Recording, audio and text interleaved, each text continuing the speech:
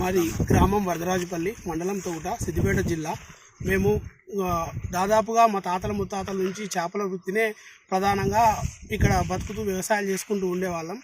ఈ కొన్ని సంవత్సరాల నుంచి సిద్దిపేటకు సంబంధించిన మున్సిపాలిటీ చెత్త తెచ్చి మా తలాపున పోయడం వల్ల ఈ వర్షాలకు అక్కడి నుండి వచ్చే ఈ రసాయనాలు కానీ, ఈ అపరిశుభ్రమైన నీళ్లు కానీ మా చెర్లలకు వచ్చి మాకు చాలా ఇబ్బందులు జరుగుతూ ఉన్నాయి. దీనిపైన గతంలో కూడా అధికారులకు అందరికీ చెప్పాము.